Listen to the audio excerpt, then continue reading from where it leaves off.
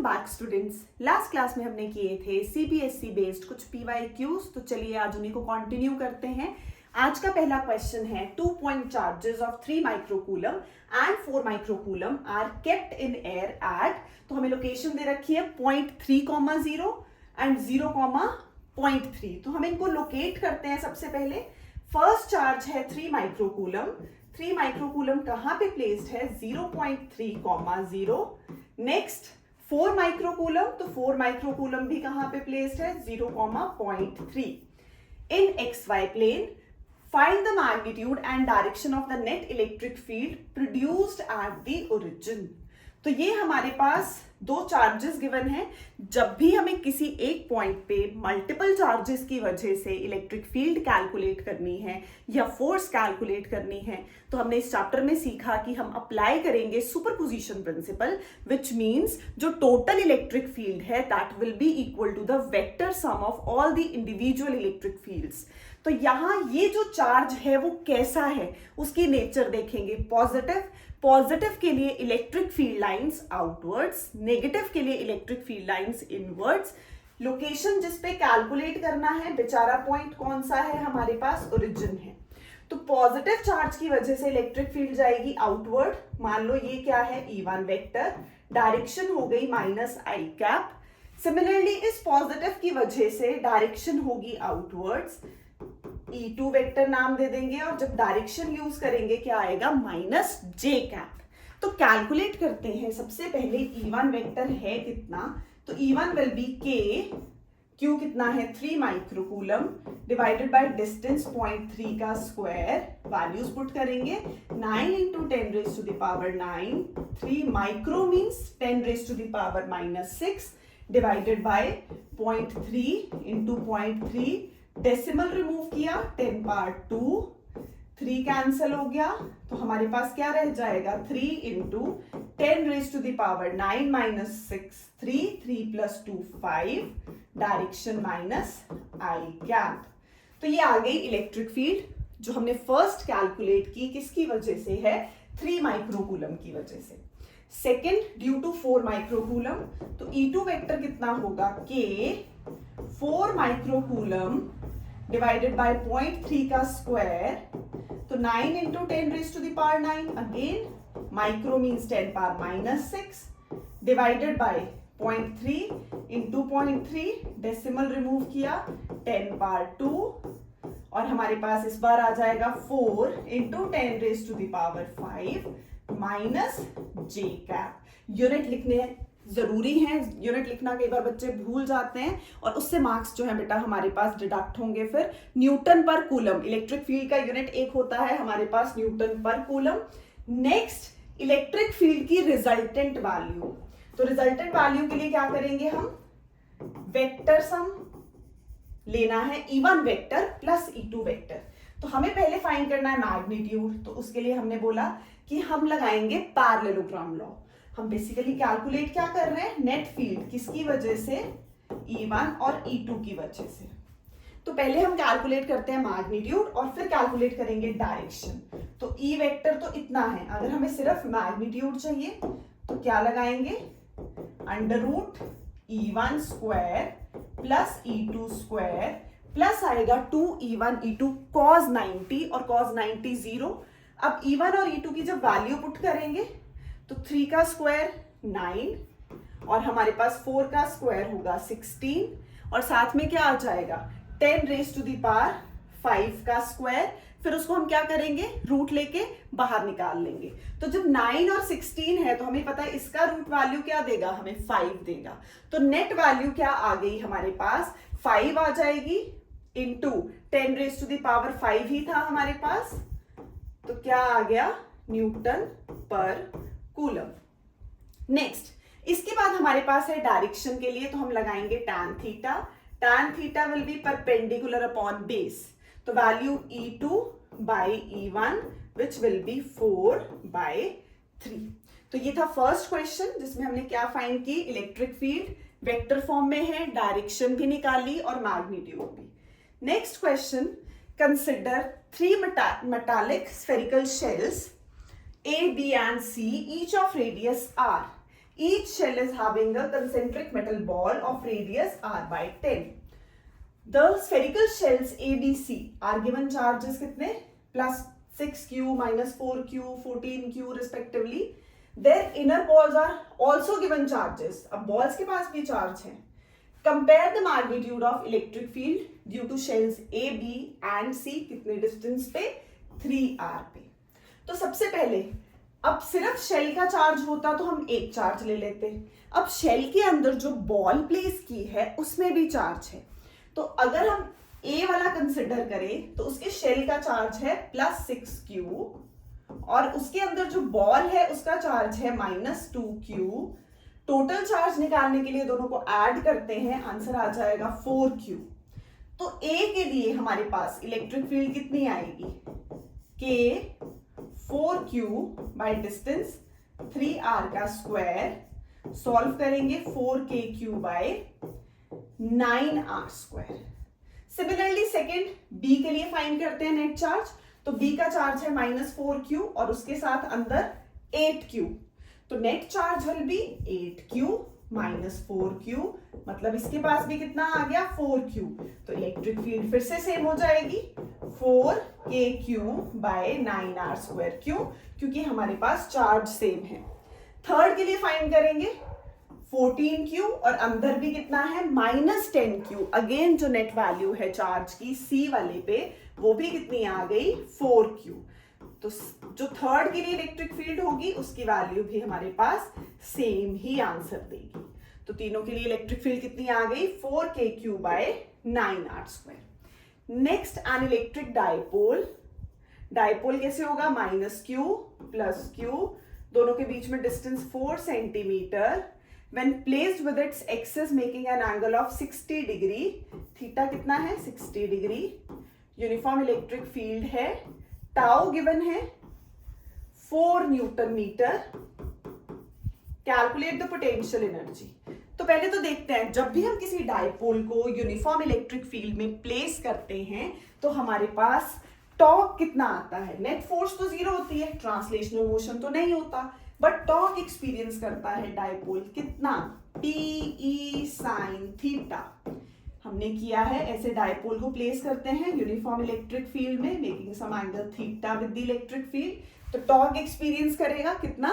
PE sine theta. अब हमें E नहीं गिवन तो पहले तो हम E कैलकुलेट करेंगे. Tau upon T sine theta. Torque की वैल्यू पुट कर लो, डिवाइडेड बाय P है हमारे पास, वो आ जाएगा either charge into distance between two charges sine 60. और फाइंड क्या करना है हमें? Potential energy. तो उसका formula minus PE cos theta. तो हम जब E की वैल्यू पुट करेंगे तो वो आ जाएगा कॉस थीटा. अब यहां टॉर्क कितना है? 4√3 साइन 60 √3/2 cos 60 1/2. तो आंसर कितना आ गया? -4 जूल. आप इसमें पहले इलेक्ट्रिक फील्ड निकालेंगे फिर यू निकालेंगे. तो स्टेप बाय स्टेप हमारे पास, क्योंकि मार्क्स नहीं तो फिर स्टेप्स के जो है वो कट हो जाएंगे. Next question. 2 concentric metallic spherical shells of radius r and 2r are given charge. कितना चार्ज गिवन है? पहले का है Q1, दूसरे का Q2. The surface charge densities on the outer surfaces of the shells are equal. तो दोनों का सिग्मा सेम है. सिग्मा क्या होता है? Charge upon area 4πr1 square Q2 upon 4πr2 square. तो Q1 is to Q2 हमें फाइंड करना है. Find the ratio. 4π cancel. First का r स्क्वायर, सेकेंड का 4r स्क्वायर. तो ये तो सिंपल है. आंसर कितना आ गया? 1:4. Next question. An electron falls through a distance of 1.5 centimeter in uniform electric field 2 × 10⁴ Newton per coulomb. Calculate the time it takes to fall through the distance starting from rest. Means u0. If the direction of the field is reversed, then keeping its magnitude unchanged, calculate the time taken by the proton. तो एक case proton का, एक case electron का. पहले तो concept क्या है कि जब भी इलेक्ट्रॉन हमारे पास नेगेटिव से पॉजिटिव की तरफ को आएगा, पॉजिटिव पोटेंशियल की तरफ को मूव कर रहा है तो क्या होगा, एक्सेलरेट करेगा। तो वो इलेक्ट्रोस्टैटिक फोर्स में है और एक्सेलरेटिंग फोर्स, क्योंकि पॉजिटिव प्लेट खींच रही है उसको अपनी तरफ, एक्सेलरेट करेगा। ए कितना आएगा, QE बाय m, तो ये आ गई एक्सेलरेशन। अब S is equal to UT plus half AT square, यहाँ U कितना है 0, S कितना है हाफ AT स्क्वायर, तो T कितना आ जाएगा √2S बाय A। तो अब यहाँ A की वैल्यू पुट करेंगे, इलेक्ट्रॉन के लिए भी प्रोटॉन के लिए भी, और कैलकुलेट, क्वेश्चन यही है, the time by the proton to fall through the distance. पहले फाइंड करना है टाइम जो इलेक्ट्रॉन लेगा। तो कॉन्सेप्ट सेम है, T कितना है √2S बाय A। अब हम यही पुट करते हैं वैल्यू, तो T is √2S कितना है 1.5 centimetre means 10⁻⁻2 divided by A means Q 1.6 into 10⁻⁻19, QE electric field है 2 इंटू 10⁻⁴। नेक्स्ट बाय M, क्योंकि रिलेशन आया था 2S by A which is QE और साथ में आ जाएगा M। तो वैल्यू पुट करेंगे इलेक्ट्रॉन के लिए 9.1 इंटू 10⁻31। तो इसको अप्रोक्सीमेशन के साथ ही बेटा सॉल्व कर लेंगे। ऊपर है 10⁻31 और साथ में है -2, तो ये बन गया -33। 19 ऊपर जाएगा -19 और 4 नीचे रह गया 10⁻15, ऊपर जाएगा 15, ऊपर है 10⁻33 प्लस 15, इसको माइनस करेंगे तो ये आ जाएगा 10⁻27, और उससे पहले हमारे पास है 2 और 1.5 3 मिला के, और इधर या 2 से 2 ये तो कैंसिल हो गया, इधर रह जाएगा 1.5 9.1 1.6। अब बेटा ये अप्रोक्सीमेशन के साथ करेंगे। 9.1 है, 9 का रूट तो अप्रोक्सीमेटली हमें पता है 3 होता है, 1.5 है और 1.6 है, तो 1.6 से डिवाइड करेंगे 1.5 को तो हमारे पास 0 पॉइंट समथिंग वैल्यू आएगी, और ये क्या है 3। तो दोनों को जब हम सॉल्व करते हैं तो अप्रोक्सीमेटली 2.9 हम जो वैल्यू है वो कंसिडर करेंगे। तो जब आप सॉल्व करेंगे तो देखेंगे बेटा हमारे पास कौन से यूनिट्स रह रहे हैं। तो हमने यहाँ पे क्या किया 17, तो इसको सॉल्व करो और देखो हमारे पास अगर हम लेते हैं कितनी वैल्यू आएगी 9 के आसपास। ठीक है, तो 33 था और 15 था और फिर हमारे पास 18, तो 10⁻18, तो इसका रूट करो 10⁻9, तो 2.9 इंटू 10⁻9 सेकेंड्स अप्रोक्सीमेटली आ गया 2.9 nano seconds. Next, if the direction of the field is reversed keeping its magnitude unchanged, तो अब किसके लिए करेंगे, प्रोटॉन के लिए। सेम T will be, सिर्फ चेंज क्या होगा, 2 तो सेम है, 1.5 इंटू 10⁻2 भी सेम है, सिर्फ मास चेंज होगा 1.67 इंटू 10⁻27 और डिवाइडेड बाय 1.6 इंटू 10⁻19 2 इंटू 10⁻4, तो 2 तो फिर से कैंसिल, और नीचे हमारे पास ये अप्रोक्सीमेटली देखो 1.6 और 1.6 रफली सेम वैल्यू, और ऊपर क्या रह गया 1.5 रह गया, बाकी तो सेम है। 10⁻19 है, 19 को 4 से किया -15, ऊपर जाएगा +15, 27 है प्लस साथ में -2 करेंगे आ जाएगा 10⁻29, और नीचे से जाएगा 15 तो ये आ जाएगा 14, तो 14 का होगा 7। अब 1.5 है, 1.5 का रूट अप्रोक्सीमेटली 1.2 इंटू 10⁻, ऊपर नेगेटिव वैल्यू है तो -7 सेकेंड्स, क्योंकि -29 था +15 था तो -14 आ जाएगा। यस, तो ये था हमारा दोनों के लिए, प्रोटॉन के लिए और इलेक्ट्रॉन के लिए। Next question, an electric field in a region is given by 5x² + 2 where E is in Newton per coulomb and X is in meter। तो जब इलेक्ट्रिक फील्ड गिवन है कितनी है 5x² + 2, तो यहां इलेक्ट्रिक फील्ड की डायरेक्शन देखो हमारे पास कौन सी है अलोंग एक्स एक्सिस, आई कैप। तो इस तरफ इलेक्ट्रिक फील्ड और सरफेस वेक्टर दोनों की डायरेक्शन सेम है, ई भी इधर, सरफेस एरिया भी हमारे पास इसी तरफ आएगा, सरफेस वेक्टर, और इलेक्ट्रिक फील्ड इस तरफ कहां जा रही है, पॉजिटिव एक्स एक्सिस, और सरफेस वेक्टर कहां आएगा, आउटवर्ड्स, परपेंडिकुलरली आउटवर्ड्स। तो यहां दोनों के बीच में एंगल कितना है, 180 डिग्री, यहां कितना है, 0 डिग्री। अब साथ में हमारे पास अ क्यूब ऑफ साइड कितना दे रखा है, 10 centimetre. Calculate the electric flux. तो पहले लेफ्ट साइड का कैलकुलेट करेंगे, ई एल। तो लेफ्ट साइड के लिए जो ये एक्स पॉइंट है दैट विल बी 0, क्योंकि वो किस पे लाई कर रहा है, ओरिजिन पे है। तो ये 5x स्क्वायर में x तो 0 हो गया, हमारे पास क्या रह जाएगा, सिर्फ 2 साथ में आई कैप। किसके लिए, लेफ्ट साइड के लिए। राइट साइड के लिए 5, x की वैल्यू पुट की जाएगी, ये डिस्टेंस 10 सेंटीमीटर है, तो 10 सेंटीमीटर मींस बाय 100, मीटर में कन्वर्ट किया 1/10 मीटर, तो ये आ गया 1/10 का स्क्वायर प्लस 2 और आई कैप।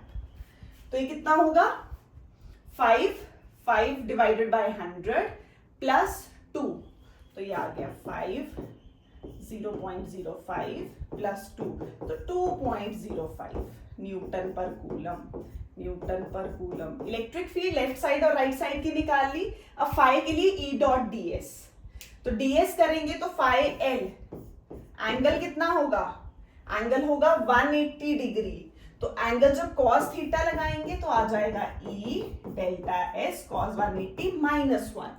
इलेक्ट्रिक फील्ड कितनी आई थी, 2, सरफेस वेक्टर 1/10 का स्क्वायर, तो ये कितना आ गया हमारे पास 2/100।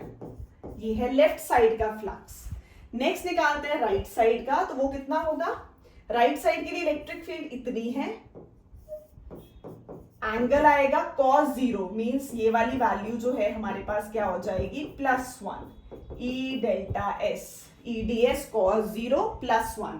वैल्यू पुट करते हैं राइट साइड में, तो राइट साइड में जब वैल्यू पुट करेंगे E डॉट ds की, तो E है 2.05 और अगेन 1/10 का स्क्वायर। अब एक के बीच में प्लस साइन और एक में आया हमारे पास माइनस, तो दोनों को सॉल्व करेंगे, 2.05 डिवाइडेड बाय 100 और एक तरफ हमारे पास है 2 डिवाइडेड बाय 100, तो 200 प्लस 2.05 डिवाइडेड बाय 100, तो ये आ जाएगा हमारे पास 2.05 माइनस 2, 0.05 डिवाइडेड बाय 100। 100 पहले तो ये हटाया, तो 5 into 10 raise to the power -4, ये है हमारे पास फ्लक्स। अब चार्ज कैलकुलेट करने के लिए phi is Q by epsilon naught, तो phi is Q by epsilon naught. Q निकालने के लिए फाई को मल्टीप्लाई कर दो, ये फाई था, इंटू किससे, 8.85 into 10 raise to the power -12 से, तो ये फाई और ये एप्सिलॉन नॉट सॉल्व करेंगे, हमारे पास क्या आ जाएगा, चार्ज आ जाएगा। तो 8.85 इंटू 5, तो 8 5 40, अगेन 45, तो 45 44 4.4 या 4.5 और into 10 raise to the power -15, इसके पास वैल्यू आ जाएगी। तो ये है हमारे पास charge. Next question, an infinitely long positively charged straight wire has a linear charge density lambda, straight wire ली हमने, और इसके लिए इलेक्ट्रिक फील्ड कितनी होती है, स्ट्रेट वायर के लिए lambda by 2 pi epsilon not r। Now an electron is revolving around the wire at its center with constant velocity। यहाँ मूव कर रहा है इलेक्ट्रॉन, वेलोसिटी v है। अब हमें फाइंड क्या करना है, in a circular plane perpendicular to the wire deduce the expression for its kinetic energy। तो हमें E पता है, यहाँ पे जब भी सर्कुलर मोशन आया, इलेक्ट्रोस्टैटिक फोर्स को कौन बैलेंस कर रही है, सेंट्रीपिटल फोर्स, तो mv² बाय r। एक चीज हमें ये मिलेगी, E की वैल्यू हमें पता है, lambda by 2 pi epsilon naught R, mv square by R, cancel. अब हमें हाफ mv स्क्वायर चाहिए, तो हाफ से मल्टीप्लाई कर दो, हाफ से इधर भी कर दो, ये बन गई काइनेटिक एनर्जी। तो काइनेटिक एनर्जी कितनी आ गई, e lambda 4 pi epsilon naught. Next है plot a graph between kinetic energy and wavelength, तो डायरेक्टली प्रोपोर्शनल। तो दिख रहा है काइनेटिक एनर्जी और वेवलेंथ कैसे हैं, they are directly proportional to each other. तो ये था हमारे पास 7th क्वेश्चन, जिसमें क्या था, स्ट्रेट वायर गिवन है। नेक्स्ट आ गया 8th, a cube of side L। ये भी सेम क्वेश्चन है फ्लक्स का। अगर हमारे पास ऐसे क्यूब प्लेस्ड है, अगेन ये जो साइड है ये कहाँ है, ओरिजिन पे, और ये वाली साइड राइट साइड कहाँ है हमारे पास, L डिस्टेंस पे। तो इसके लिए इलेक्ट्रिक फील्ड गिवन है ax प्लस बी, तो ये हो जाएगी al प्लस बी, और यहां क्या हो जाएगी ax, तो a0 प्लस बी। तो ये है लेफ्ट साइड की इलेक्ट्रिक फील्ड और ये है राइट साइड की इलेक्ट्रिक फील्ड। अभी किया, इलेक्ट्रिक फील्ड तो इधर ही है, इलेक्ट्रिक फील्ड तो इस तरफ है, इसका सरफेस वेक्टर परपेंडिकुलरली आउटवर्ड्स, तो सरफेस एरिया L स्क्वायर, इसका सरफेस वेक्टर परपेंडिकुलरली आउटवर्ड्स इस तरफ। तो इलेक्ट्रिक फील्ड और सरफेस वेक्टर के बीच में एंगल यहां आएगा फाई L, तो इलेक्ट्रिक फील्ड है EL, तो phi L will be EL into delta S और साथ में cos 180। तो EL कितना है B और एरिया L का square, cos 180 minus 1, so this is minus BL square. और दूसरी तरफ हमारे पास आ जाएगा फाई राइट साइड के लिए E डेल्टा S और साथ में cos 0 डिग्री, क्योंकि दोनों किसमें है, सेम डायरेक्शन में है।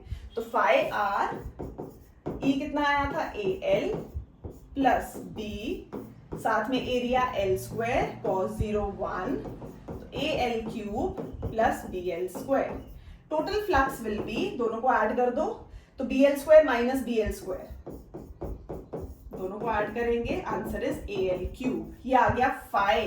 नेक्स्ट चार्ज चाहिए तो Q by epsilon not AL cube. I hope ये वाले क्वेश्चंस अब क्लियर हैं, क्योंकि ये बहुत इंपॉर्टेंट टॉपिक है इस चैप्टर का, और इनका सबका मेथड जो है वो बिल्कुल सेम है। फ्लक्स निकालो लेफ्ट साइड के लिए और राइट साइड के लिए, इधर एंगल 180 और इधर आ जाएगा 0 डिग्री। एक वैल्यू पॉजिटिव आएगी, एक नेगेटिव आएगी, दोनों को ऐड करो, नेट फ्लक्स आ गया। जब फ्लक्स आ जाएगा उसको पुट करो Q बाय एप्सिलॉन नॉट, वहां से Q आ जाएगा। नेक्स्ट क्वेश्चन एन इलेक्ट्रिक, तो सेम पीछे वाला ही है जैसे हमने पहले क्वेश्चन किया। Next, two concentric metallic spherical shells of radii r and 2r.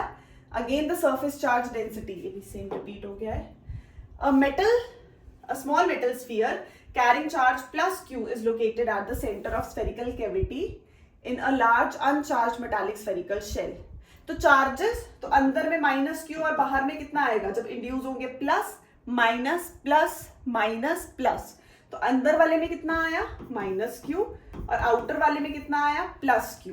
Now expression for electric field at point P1। तो अगर तो ये डिस्टेंस मान लो यहां तक x है, तो इलेक्ट्रिक फील्ड P1 पे कितनी होगी, k q by x square, क्योंकि कितना चार्ज है, q है। नेक्स्ट, अगर अब हमें फाइंड करनी है P2 पे, तो P2 पे तो बेटा 0 होगी, क्योंकि वहां पे हमारे पास क्या आ गया, कंडक्टर। तो कंडक्टर के अंदर इलेक्ट्रिक फील्ड हमारे पास क्या हो जाती है, 0 हो जाती है। Next, two vertices B and C of an equilateral triangle of a side as shown in the figure obtain the expression for the magnitude and direction of resultant electric field। तो अगर आपने पिछली वीडियोस देखी हैं तो उसमें सब में ये टॉपिक बहुत बार कवर हुआ है।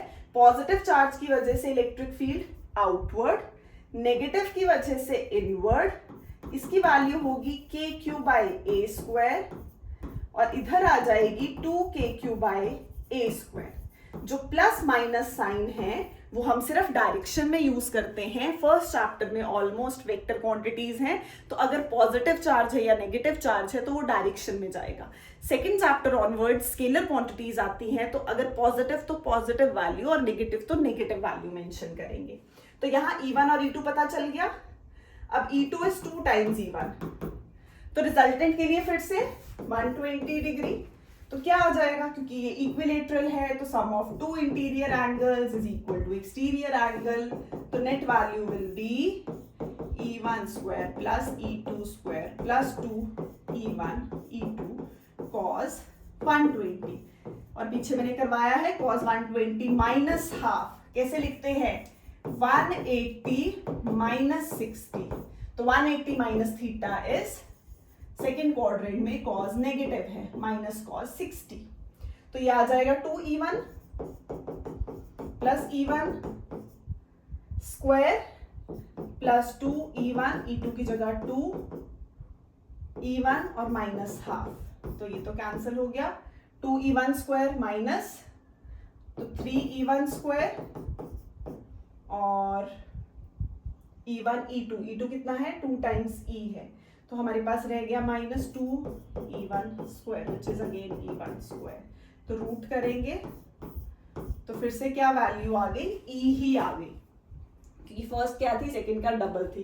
अच्छा बट यहाँ हम जब स्क्वायर करते हैं तो आएगा 4 E2 की वैल्यू 2 टाइम्स E1 का स्क्वायर 4, तो 4 माइनस 2 4E1 स्क्वायर, तो ये आ जाएगा माइनस 2 4 प्लस 1 5 माइनस 2 आ गया 3E1 रूट 3 टाइम्स E1 कितना है KQ बाय A स्क्वायर, तो ये है net value of electric field. Again direction के लिए फिर से वही फॉर्मूला लगाएंगे, tan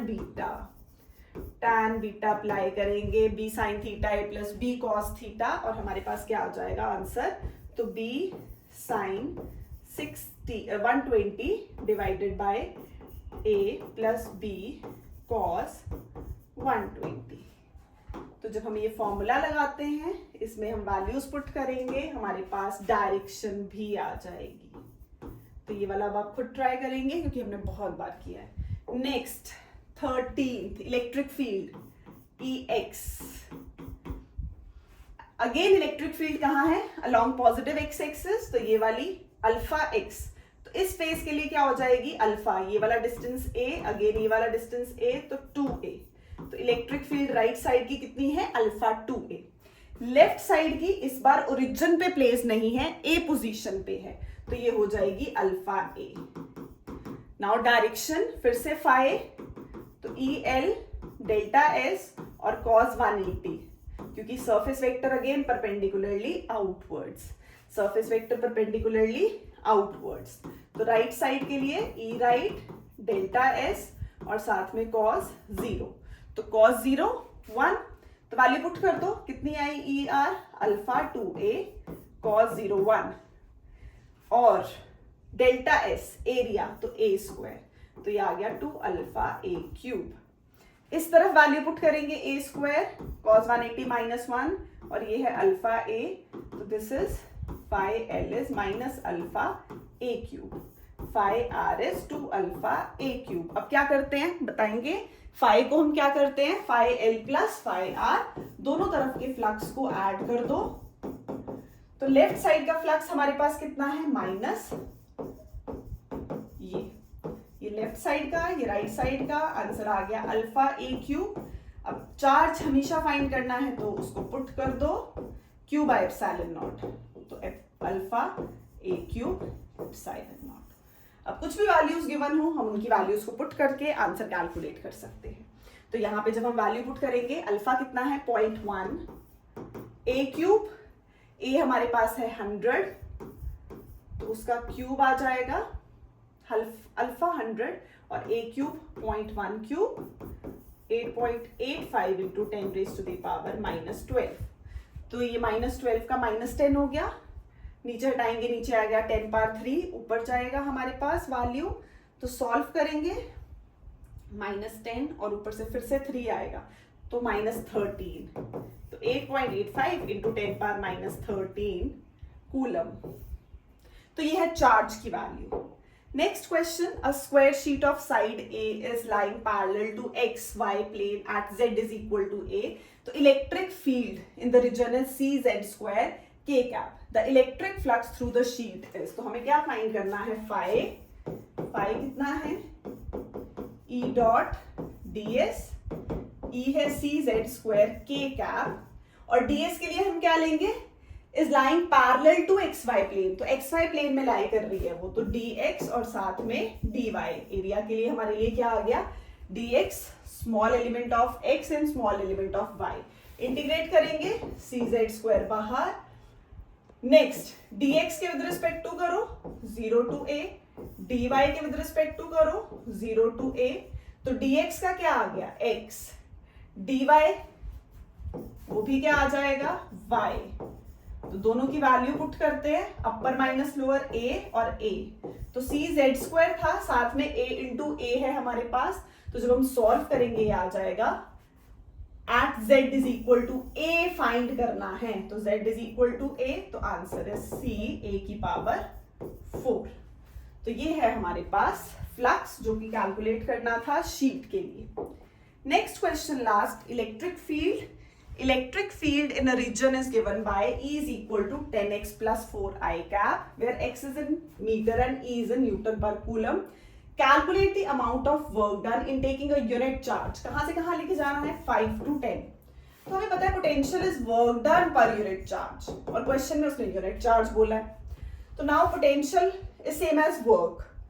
जब भी हमें इलेक्ट्रिक फील्ड गिवन हो और इलेक्ट्रिक पोटेंशियल फाइंड करना होता है तो रिलेशन यूज करते हैं minus E dot dr। Electric field is negative of potential gradient, तो वैल्यू पुट करेंगे, ये आ गया 10x प्लस 4 साथ में i कैप है, dr vector is dx i cap plus dy j cap. अब डॉट प्रोडक्ट लो, i डॉट i तो 1 होगा but i dot j will be 0, तो जब हम वैल्यूज पुट करते हैं हमें सिर्फ x का एलिमेंट रह जाएगा सॉल्व करने के लिए, ये आ गया dx।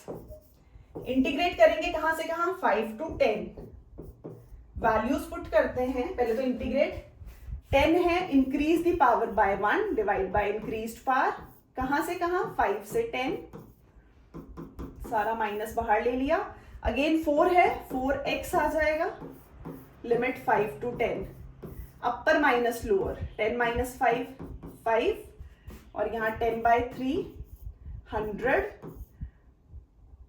1000 माइनस 125, तो हम इसको करेंगे सॉल्व, ये आ गया 20 और उधर है 3, तो सॉल्व कर रहे हैं बेटा, हमारे पास वैल्यू माइनस 10 by 3 1000 माइनस 125 कर दो 875 और साथ में है 20, तो सॉल्व करो, ये आ रहा है माइनस 395 जूल वर्क डन, तो माइनस 395 कहां से कहां, 5 मीटर टू 10 मीटर।